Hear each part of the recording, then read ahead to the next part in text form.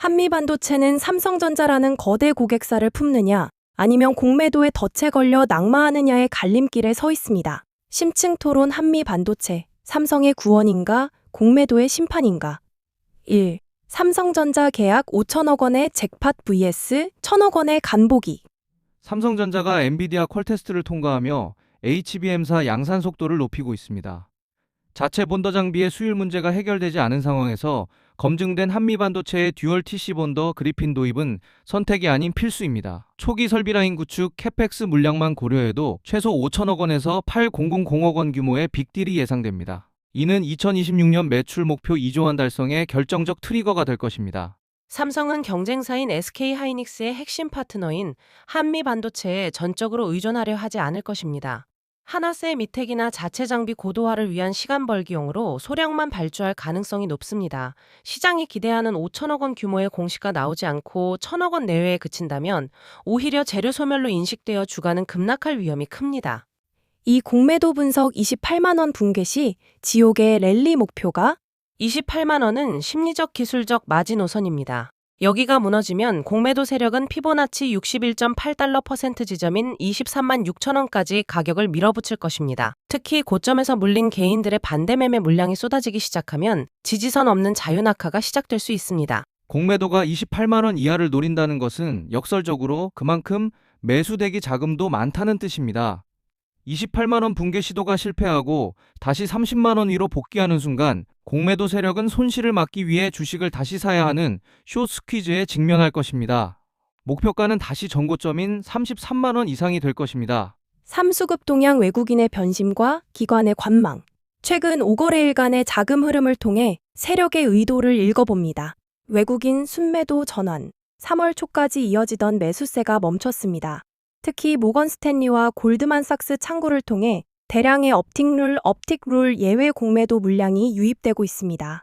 기관 방치형 매도, 적극적인 주가 방어보다는 저가 매수 타점을 기다리며 소극적인 매도를 유지 중입니다. 수급지수 현재 ADR 매수 매도 비율 80% 이하로 내려가며 시장 에너지가 약해진 상태입니다.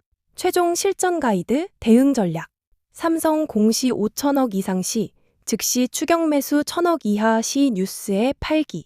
가격 대응 28만 원 지지 확인 시 분할 매수 28만 원 붕괴 시 23만 원까지 관망. 공매도 대응 30만 원 돌파 시 숏 스퀴즈 베팅 29만 원. 저항 확인 시 현금 비중 확대. 투자자 핵심 체크리스트.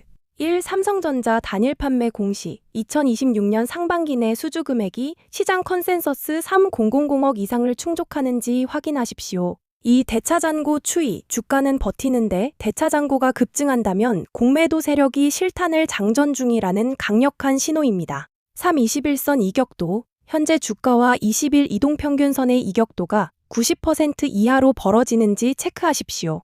한미반도체는 5월에 예정된 MSCI 모건 스탠리 캐피털 인터내셔널 정기 리뷰를 앞두고 글로벌 패시브 자금의 거대한 파도 위에 올라타 있습니다. 특히 이번 5월 리뷰는 MSCI가 예고한 유동 비율 반올림 방법론 변경, Enhanced Free Float 라운딩이 적용되는 시점이라 수급 변동성이 극대화될 것으로 보입니다.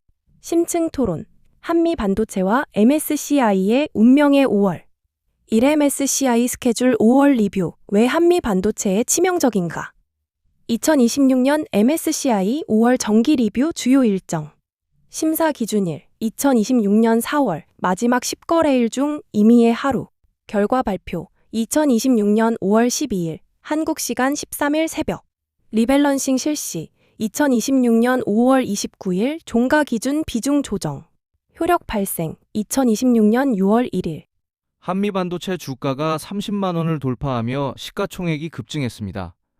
MSCI 지수 내 비중이 상향 조정될 가능성이 90% 이상입니다. 특히 5월부터 적용되는 신규 유동비율 산정 방식은 한미반도체처럼 대주주 지분이 높은 종목에 유리하게 작용할 수 있습니다.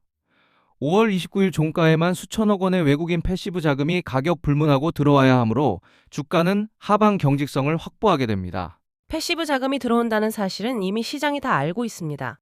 영악한 외국계 헤지펀드들은 4월부터 미리 주식을 사두었다가 5월 12일 발표 직후 재료 소멸을 명분으로 대규모 공매도를 칠 준비를 하고 있습니다. 특히 과거 사례를 보면 리밸런싱 당일 5월 29일 장 막판에 주가를 끌어올린 뒤 다음 날부터 수급 공백을 이용해 주가를 내리꽂는 포스트 리밸런싱 공매도가 기승을 부릴 것입니다.